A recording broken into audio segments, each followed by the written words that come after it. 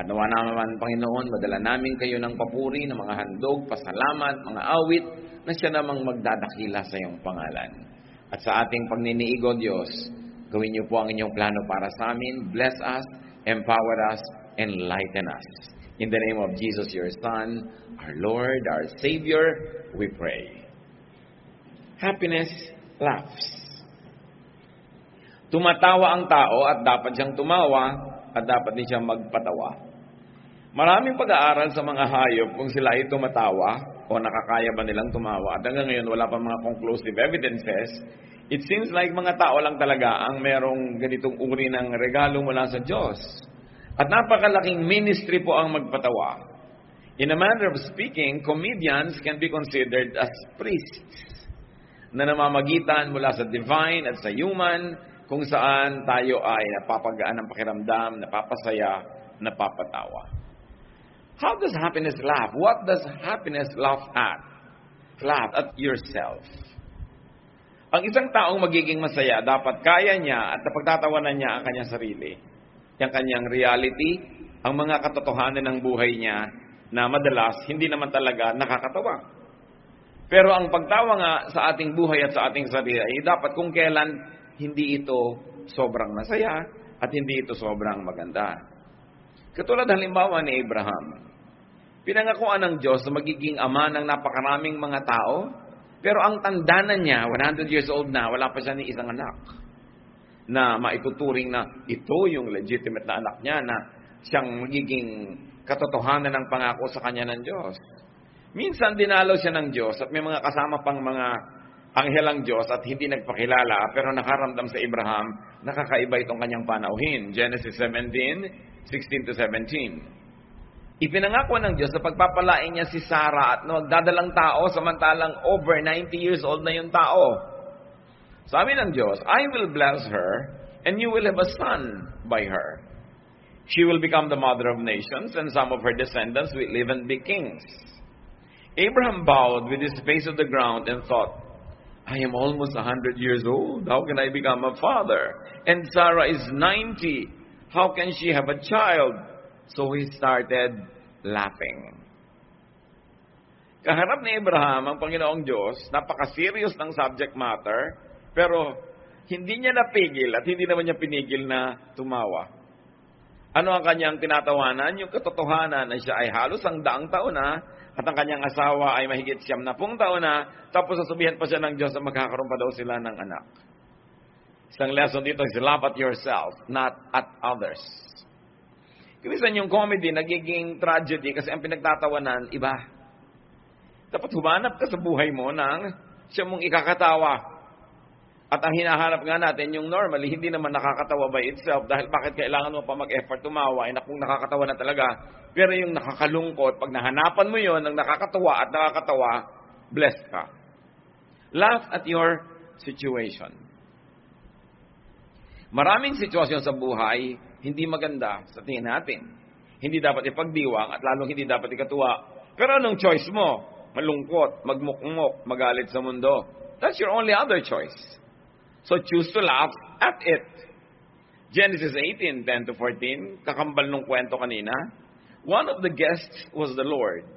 And he said, I'll come back about this time next year, and when I do, Sarah will already have a son. Sarah was behind Abraham, listening at the entrance to the tent. Abraham and Sarah were very old, and Sarah was well past the age of having children. So she laughed and said to herself, now that I am worn out and my husband is old, will I really know such happiness? The Lord asked Abraham, why did Sarah laugh? Does she doubt that she can have a child in her old age? I am the Lord. There is nothing too difficult for me. I'll come back next year at the time I promised, and Sarah will already have a son. So hindi lang si Abraham ang natawa dahil sa kanyang kalagayan, si Sarah din, nadidinig niya kasi sa likod ng kurtina, ang pinag-uusapan ng kanyang asawang si Abraham at ng Diyos. At sabi ni Sarah, ako, past 90 na, will I have this happiness? Siguro hindi lang yung pagkakaroon ng anak ang kanyang pinagtatawanan, kundi mismo yung capacity nilang dalawa para magtalik at magkaroon pa ng anak pa. So niya, tanda-tanda na ng asawa ko. And she found it something to laugh at. Not something to sneer at or to deride God about. pero nakakita siya ng humor, nakakita siya ng biro.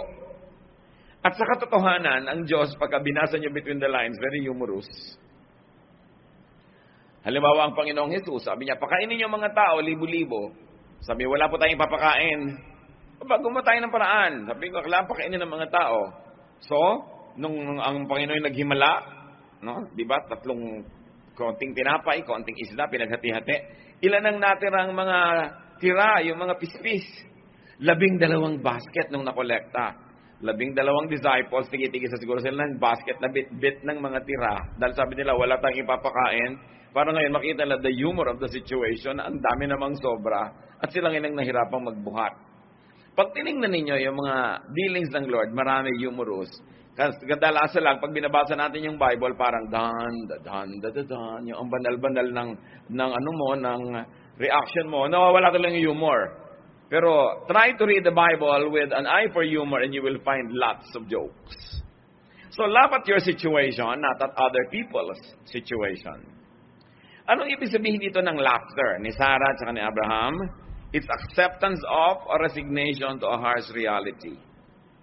Natanggap na nila na hindi na sila magkakaanak, natanggap na nila na matanda na sila, hindi na matutupad yung pangako sa kanila ng Diyos, kaya sila natawa. Kasi pag natatanggap na natin with resignation, yung mga mapapait, nawawala yung bitterness at galit natin laban doon, nagsisimula tayong mabless. Hindi lagi mong nire-resist. When you're always resisting ang nagaganap sa iyong buhay, yung tinatawag nilang kapalaran, lagi kang nagagalit sa nangyayari sa iyo, hindi ka magiging handa to see the humor in life, and you will probably not be ready to accept and receive the blessing. The laughter here means a capacity for happiness in spite of. In spite of the impossibility or the seeming impossibility of the promise, in spite of their situation, natawa sila. Kaya pa rin nilang tumawa. Hindi sila galit sa mundo. And the laughter here means a conditioning of oneself to be happy or at least to be cheerful. If you cannot be happy, you can at least be cheerful. Magkaiba naman yun eh. Hindi yung unhappy ka na nga, tapos grumpy ka pa, at pagtapos yung simangot ka pa, galit ka pa sa mundo, kahit tuloy may nakakatawa, hindi ka natatawa. Dahil hinanda mo na yung sarili mo na huwag matawa, kaya nagagalit ka pa sa natatawa. Laugh at your life. Life at the seasons of your life. Yung mga season ng buhay natin, panapanahon yan. Your season could be a very nice one. Your season could be a very difficult one. Ecclesiastes 3:1-4, everything on earth has its own time and its own season. There's a time for birth and death, planting and reaping, for killing and healing, destroying and building, for crying and laughing, weeping and dancing. Nothing is permanent. Pagka masaya ka, magsaya ka. Dahil hindi naman laging masaya ang buhay. Ngayon, pag hindi ka magsaya ka rin. Dahil alam mong hindi permanent yung unhappiness mo, mapapalitan din yun, sasaya ka rin. Now, if you want to be sad, nung masaya ka na, sad ka pa rin dahil sa muna, ang kasunod nito, sadness. So, habang masaya ka, dapat fast forward mo na yung sadness mo. Tapos nung sad ka pa rin, hindi ka rin kahit kailan sasaya. It's a matter of choice. Nasa choice mo yan. Merong ikinalulungkot na wala silang kabiyak. Merong may ikinalulungkot na meron silang kabiyak. Pwede mo nang ikasaya na wala. Dahil may advantage yun, pero mo ikasayang meron, it's your decision. Nothing is permanent. Change is always happening. So watch for changes and the relief that transitions bring. Lahat ng pagbabago, may ibinibigay na relief yan. Hindi lang discomfort. Kailangan i-develop mo yung mata mo, kapatid, na makita yon. Fortify your life with a positive attitude and optimism. Paano mo nalalagyan ng pader ang buhay mo para mailigtas ka sa mga lungkot nito? Doon mag-develop ka ng optimism. Yung ang nakikita mo, positive. Yung proverbial kasabihan that some people see a glass half empty. Pagka sila ay negative ang paningin. Some people see a glass half full kung positive ang paningin nila. So kung may kalahating baso pa ng tubig, sabi mo, ay, meron pang natirang kalahati. Positive ang attitude mo. Kung negative naman, ay, wala na yung kalahati, naubos na, kalahati na lang natira. Pwede mong gawing negative. So the same kalahating basong tubig will make you feel good or bad. It depends on your attitude.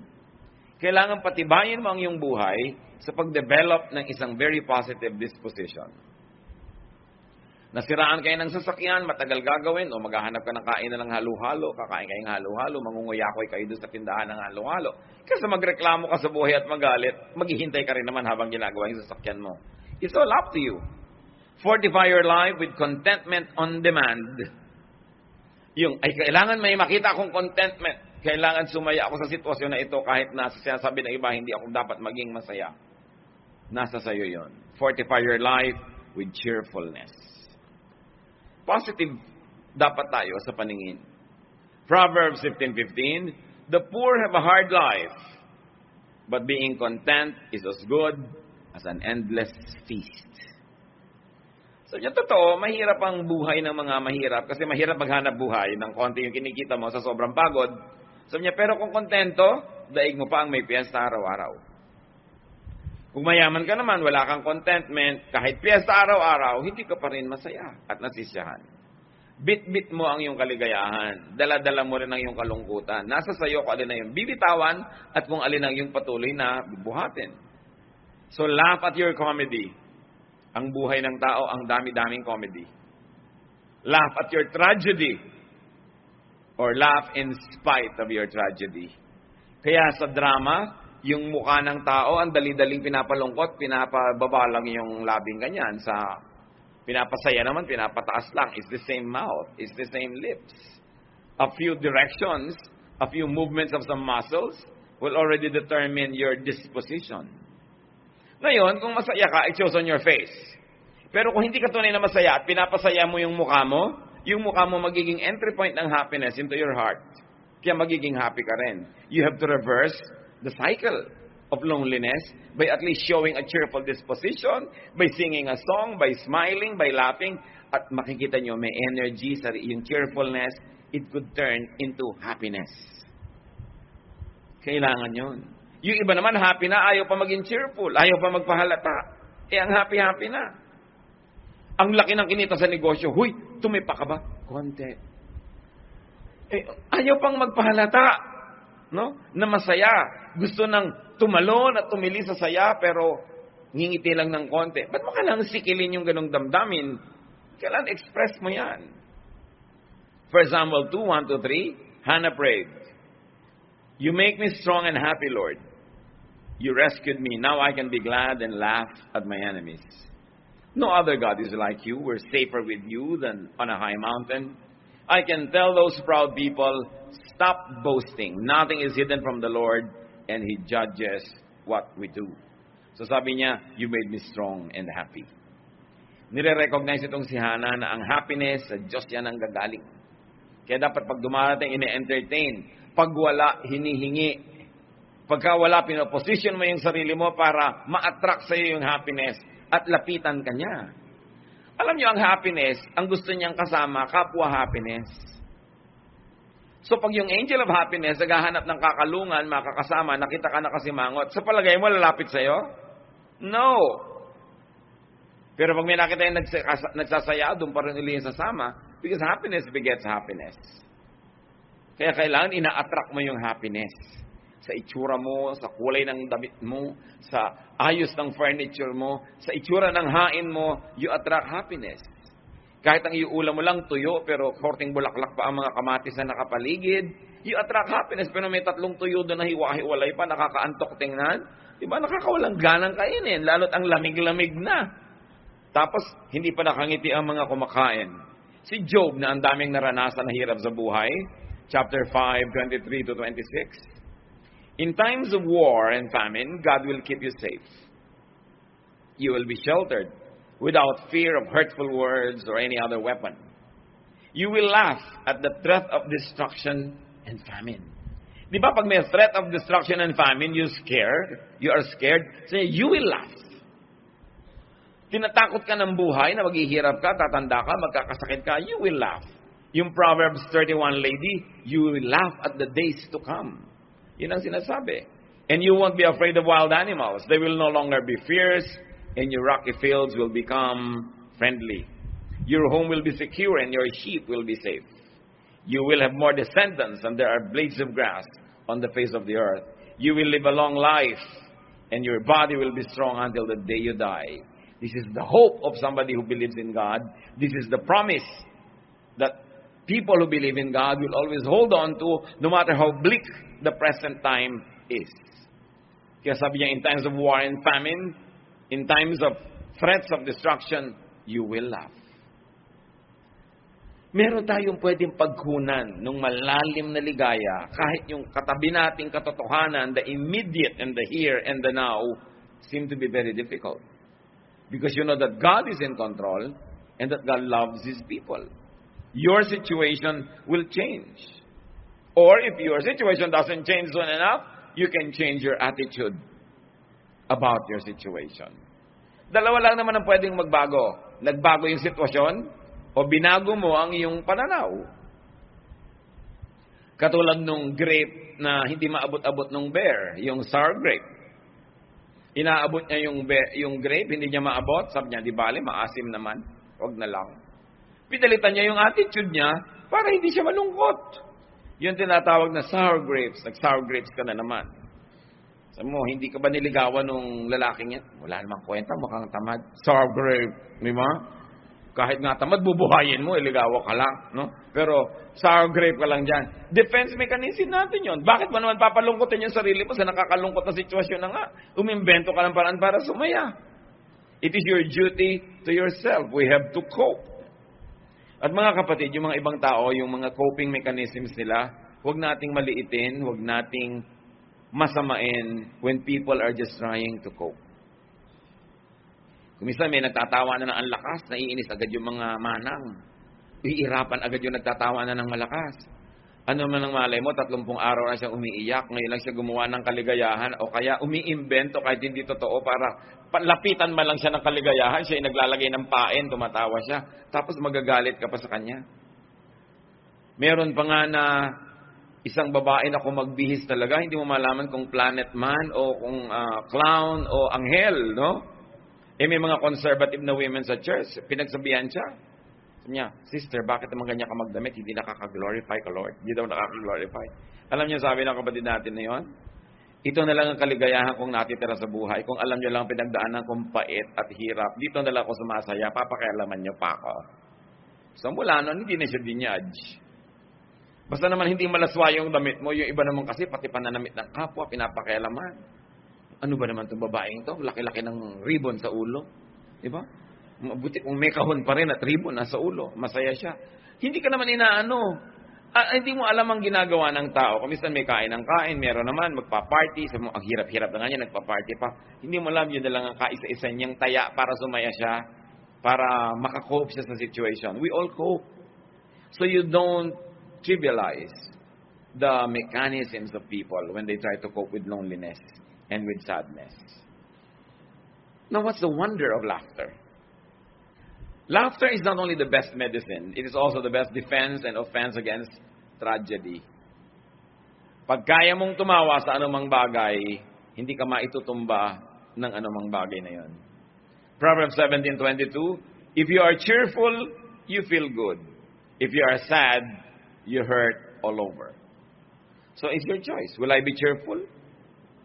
Or will I be sad? Kung minsan yan na hindi maintindihan ng napakaraming foreigner sa Pilipinas. Lubog-lubog na yung bahay, baha na. Eto na ngayon yung mga taga-dyaryo, kukuha ng picture, lahat ng tao. Baha. Tawanan pa. Kahit na nga sa patay, iyak ka, tapos picture. Ngitian mo na dahil picture. Yung marunong tayo mag-cope. Diba? Pagka napakahalagang, yan ay napakahalagang regalo sa atin ng Diyos. Kasi meron tayong 28 mahigit na bulkan na active. Dinadalaw tayo ng mahigit 200 bagyo every year na nag-iuwi ng mga baha, mga landslide at kung ano-ano. Pagkatapos, napakarami pang mga politiko who are raping our country blind and depriving us of so much precious resources. Ang daming dapat ikalungkot sa buhay. Kung hindi tayo magiging cheerful, nagpakamatay na ang buong bayang Pilipinas. Pero hindi. We have this indomitable spirit. Kasi meron tayong cheerfulness.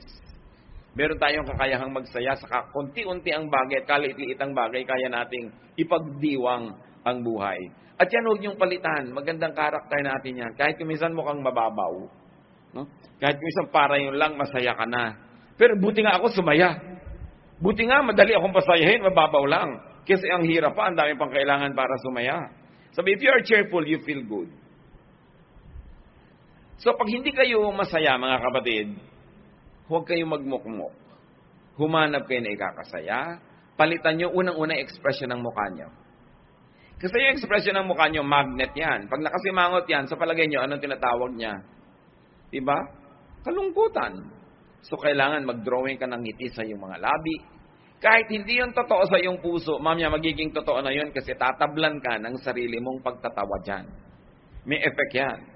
You can't always be happy, but you can choose to be cheerful.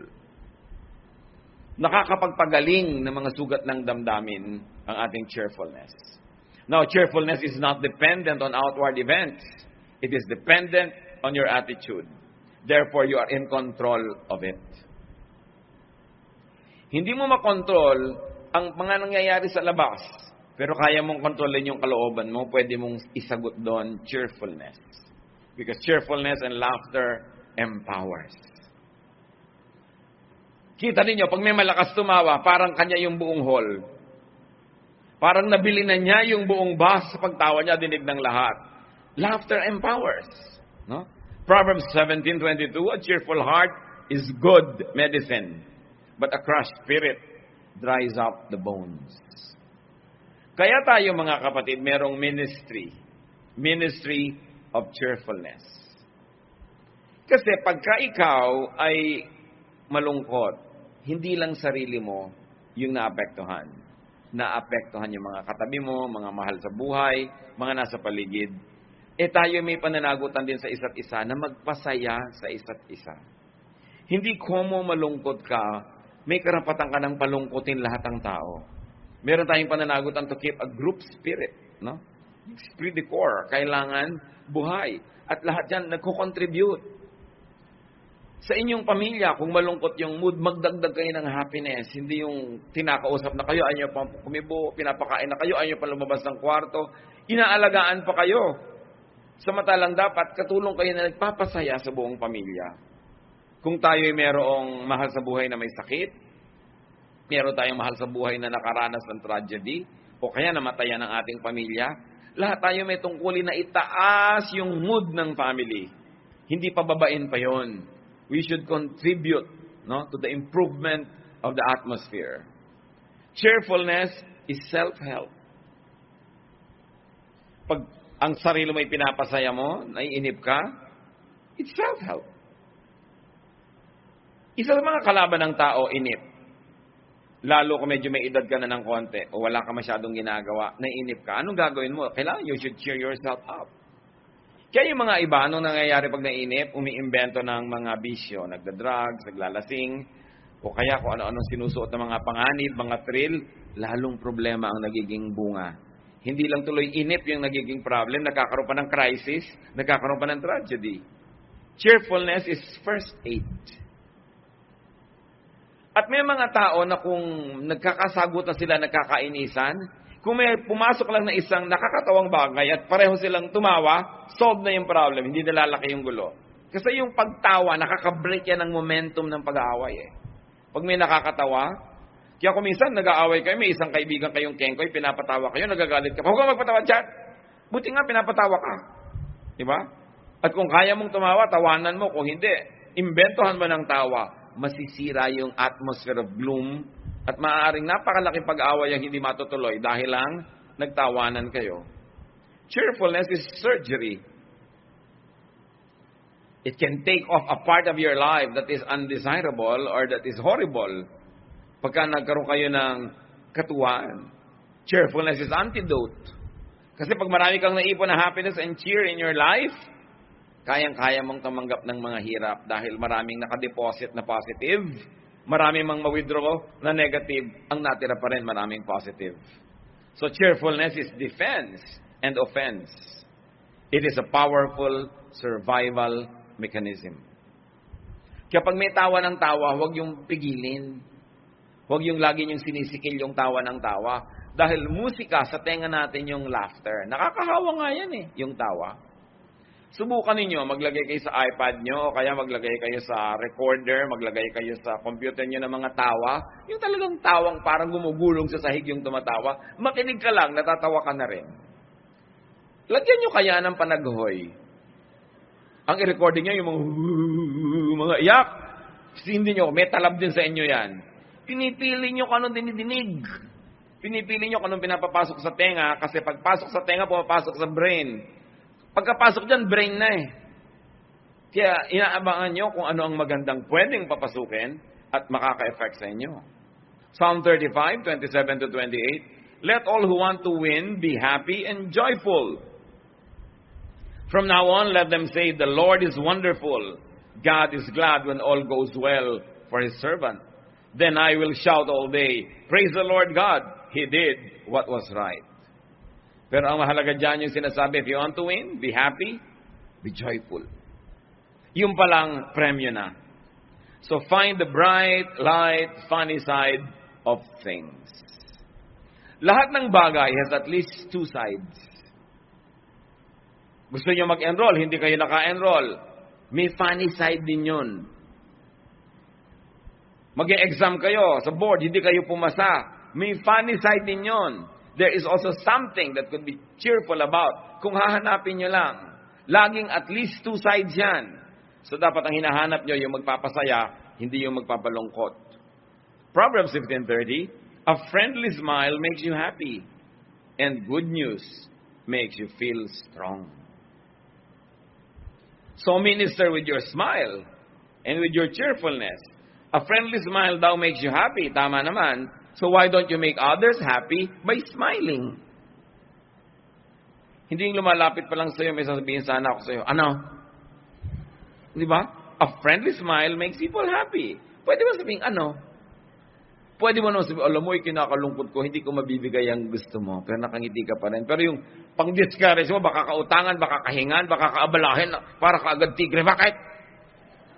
That is not ministering to others. Especially to people close to you. Sa takot natin kumisang maabala, sa takot nating maistorbo, mautangan, mahingan, malugi, ganun na yung mukha natin, mukhang pusang galit. Pero hindi yun ang hinihingi sa atin ng Biblia. You minister with your face. That when you let your face shine on people, they find a good reason, if not to be happy, at least to be cheerful. It is a ministry. Kahit anong oras, yung mukha natin, yung expression natin, either pinapagamit natin sa Diyos o kay Satanas. That we lift people up or we make them feel low and bad. Kumisan just to preserve our turf. So, minister with your smile. It's a ministry. Minister with your cheerfulness. And benefit from other people's laughter. Ang hirap kuminsan, nakasakay ka sa jeepney, may nagtatawanan, nakakatawa talaga, pero pigil na pigil ka. Huwag ka na magpigil, makitawa ka na, makipaghampasan ka pa sa kanila. Di ba? Kasali ka na agad sa kwentuhan. Yung biruin mo, nakikinig ka lang na ministeran ka, pero kuminsan may nadidinig ka, di ba? Nade-depress ka. Kasi yung balita nila. So, nakaka-minister tayo sa mga tao, we make them feel good or we make them feel bad. Lahat ng pwedeng sumali ka sa kaligayahan, makisali. Huwag yung masyadong hard to get, masyadong conservative, masyadong pa-image, masyadong hindi ma-rich. Kasi at the end of the day, you'll be sad. Or at least you will not be happy. Psalm 16, 10-11. I am your chosen one. You won't leave me in the grave or let my body decay. You have shown me the path of life, and you make me glad by being near to me. Sitting at your right side, I will always be joyful. So, ang tinutukoy dito, yung presence ng Amang Diyos. So, sabi, katabi lang kita, kasama lang kita, masaya na ako. Hindi ba lagi naman talaga natin kasama ang Diyos? Wala ka naman pwedeng puntahan na wala doon ang Diyos. So, wala kang dahilan para mawalan ng reason to be joyful about. Because you are in the presence of God, no matter what the situation. And if we're going to internalize that and operationalize that, ang liit ng darating sa iyong lungkot. At dumadapo man yan, maalala mo agad na hindi mo dapat i-entertain, itataboy mo agad. You cannot stop sadness, you cannot stop loneliness and worry from flying over your head, but you can stop them from nesting in your hair. Hindi mo dapat ine-entertain masyado matagal. Pag may naalala mo malungkot, ibahin mo, change channels, change the thoughts. Merong tugtog na nakakapagpalungkot sa'yo, huwag yan na i-play mo. Yun nagpapasaya. Dapat nagpapalungkot ka lang sa buhay mo at pinapayagan mo malungkot ka when you reflect, and your reflection makes you wiser. Other than that, be kind to your emotion. Find happiness in God's presence, and you will never run out of reasons to be happy. He who laughs wins. Proverbs 18:14, being cheerful helps when we are sick, but nothing helps when we give up. Marami mga pag-aaral na sa medisina, sa mga wellness fields, yung mga taong masayahin, mas madaling makarecover sa sakit. Yung mga malulungkutin, ang hirap tabla ng gamot. At madaling ma-infect. Mas madaling ma-infect ang mga taong malulungkutin kaysa mga taong masasayahin. Kaya dagdagan ninyo yung potential na kayo yung lumusog, lumakas, make yourself happy. And we are cheerful not only when we are healthy. Sabi, being cheerful helps one when we are sick. So kahit may sakit ka, maghanap ka ng ikakasaya. Diba? Maghanap ka ng ikakatuwa. Kaya nakakatuwa yung mga ospital na magagandang mga painting, masasaya mga scenery yung nasa room. Para ma-lift up ang iyong spirit. Para sumaya-saya ka. Ano ang mapapala mo pag nagmukmuk ka? Ano ang mapapala mo kung naninimangot ka? Pati mga tao, iwasan ka. So nababawasan yung potential that happiness be brought into your life. Happiness brings out laughter. But in turn, laughter can induce happiness. Yan po yung sinasabi natin kanina. Pag masaya ka, matatawa ka. Pero kung hindi ka masaya, magtatawa ka, mamaya sasaya ka na rin. Kailangan gumawa ka ng paraan para makawala ka doon sa lungkot at yung pagtawa ang isang mabisang paraan. Psalm 126, 1-2. It seemed like a dream when the Lord brought us back to the city of Zion. We celebrated with laughter and joyful songs. So laughter is a celebration. Create and join activities and situations that induce and release laughter. Manood ng comedy imbes ng tragedy o lalo na imbes ng horror. Bakit ka naman magbabayad para tumaas ang presyon, para matakot, para kilabutan, para nervyusin? Masama sa katawan yun. Kailangan merong nakakatawa. Kung meron kayong mga paboritong pelikula na talagang natatawa kayo, replay lang, replay ng replay. Hindi naman nawawala ng talab yun. Pero ang nakikita ko maraming nire-replay ng mga tao, yung drama. Yung nakakaiyak, ito iiyak na naman siya sa part na yun. In fact, magsisimula na siyang manood, may katabi pang isang kahon na Kleenex. Pero ipapayakin mo ang sarili mo, nakakadrain yan. Kaya, maganda yung gift na meron kayong kaibigan na may sense of humor. No? Lagi yung iimbitahin yun. Sasama kayo sa tao na may sense of humor, masigla, masayahin, kaysa yung mga taong laging malungkot. Samahan nyo lang yun to minister to them. But do not go with them too often dahil baka kayo madamay at kayo mahawa sa kanilang mga negative na pananaw sa buhay.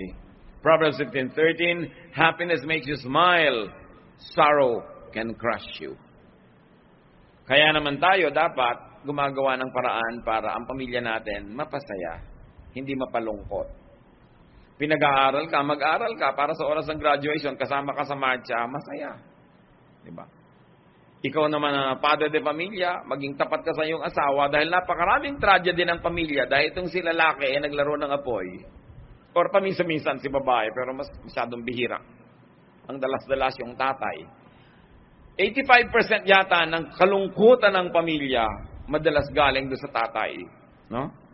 Dahil siya itong kumisanay ng babae, nagkaroon ng ganung mga problema, kung ano-ano, may nagbisyo. Ngayon, kung anak pa yung problema rin, pero mga 30-40% lang yun eh. Ang mag-asawa, kahit anong problema, kaya nilang harapin habang hindi pa yung asawa ang problema. Kahit ano yan, basta yung mag-asawa united, na haharap nila lahat. Ang mahirap pag yung asawa mo na ang problema mo. At totoo yan, napakalaking challenge sa mga Filipino fathers to create happy homes. Dahil madalas talaga ang dami-dami. This is scientific study. na ang pinagmumula ng pinakamalalaking sobrang mga kalungkutan pagka yung tatay nagbisyo o ng babae. Yun lang naman kung yung walang hanap buhay, walang maipakain sa pamilya, nagagawa niya ng paraan Diba? Pero ang mahirap yung talagang nagtataksil sa asawa, ang laking problema dinadala niyan.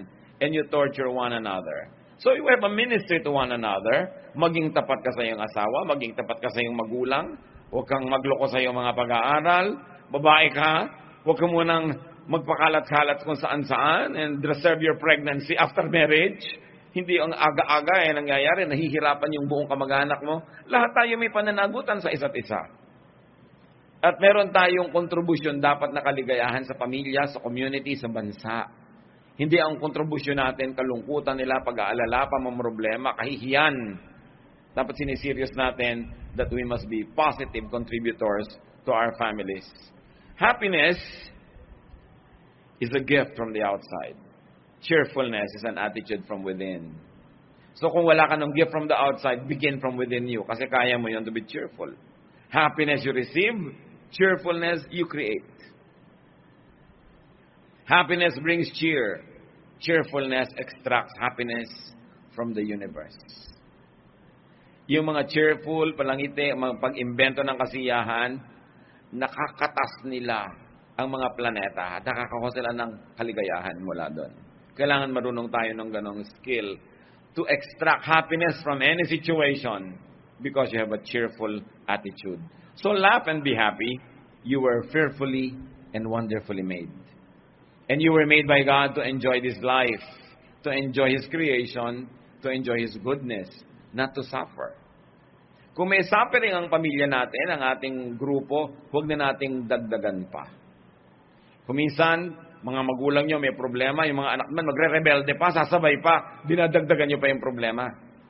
Pagka merong mahina na performer sa ating pamilya, merong failure yung performance niya, all the others have to compensate and do extra well para buuin yung pamilya.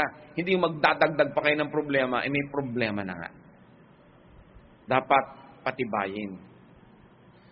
How much do you want to be happy? Kanina, tinanong ko kayo, how happy are you? 1 to 10. You'll be surprised. Many people are not really happy. Or at least they think so. Pero dapat meron tayong gawin. Hindi ka pala happy, umimbento ka ng kasiyahan. Be happy, be cheerful. Do something. Lift yourself up. Magsaya, magpasaya. Dapat meron ka talagang happiness project. Ang dami nating project sa buhay May project ka ba na sumaya? May project ka ba kung paano mo papasayahin pa ang iyong asawa? Iniisip mo ba yan? Paano ko pa siya papasayahin? May project ba tayo para, paano ko papasayahin ang mga bata, ang mga anak ko? Is that enough na pinapakain ko sila, pinag-aaral ko? Paano ko sila papasayahin? Mga anak, may project ba kayo? Paano ko papasayahin ang aking magulang? Huh? Minsan, ang dami yung project, paano ko papasayahin ang girlfriend ko, boyfriend ko, pero yung mga magulang, nakakalimutan.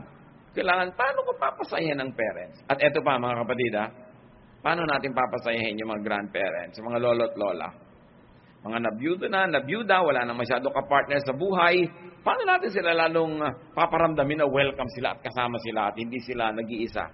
Paano natin bibigyan pa ng kulay, sigla yung mga nalalabing panahon nila dito sa lupa? Meron tayong pananagutan sa isa't isa. Pero para nyo magawa yon, pasayahin nyo muna ang sarili nyo. Because you cannot give what you do not have. Kung ang tingin nyo sa sarili nyo ay kayo malulungkutin, baguhin nyo yan. Hindi yan ang gusto ng Diyos para sa inyo. Tsaka sigurado may nadadamay. Magpasaya tayo, pasayahin natin ang buhay. Para dumadating man yung mga hirap, dumadating man yung mga hindi natin maiiwas sa mga pagsubok, maraming reserve of goodwill, reserve of happiness and cheerfulness inside of us, so we will survive because God likes us to prevail. God likes us to be victorious. Ama namin sa langit, suriin mo po kami, kayo nakakakita kung sino sa amin ang mga malulungkot, generally speaking. Ituro mo sa amin at ipakita mo sa amin, Lord, ang pinagmumula ng mga lungkot ng buhay namin, at kung ano ang mga attitude, ugali, asal, behavior namin na lalong nagpapalala sa mga lungkot na ito, nagpapatagal, nagpapalalim. Turuan mo kami, Lord, to have a positive disposition, to have a victorious attitude, and to win over the works of darkness in our lives. Because we believe, Lord, that unhappiness doesn't come from you.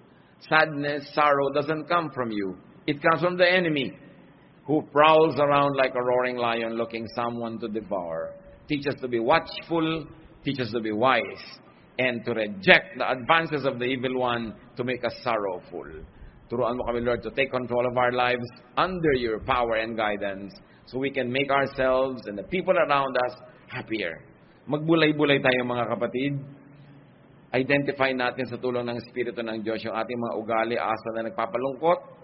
Ipagdiwang natin yung mga ugali at asal natin nagpapasaya at let's do it more. And be serious about our ministry to spread happiness and cheer. It is better than religious work. It's like spreading the gospel when you spread happiness, when you spread cheer. Lord, sa amin pong pananahimik sumandali, kausapin niyo po kami, papagliwanagin yung mga isip namin, at nawa lahat kami magkaroon ng clearer ideas how to be happier ourselves, how to be more cheerful, and how to make people around us happy. Ituro mo rin sa amin ang mga ginagawa namin nagpapalungkot sa kapwa, at turuan mo kaming tigilan ng mga ito, palitan ng nakakapagpasaya. Let's be alone with the Lord. Be happier with the Lord.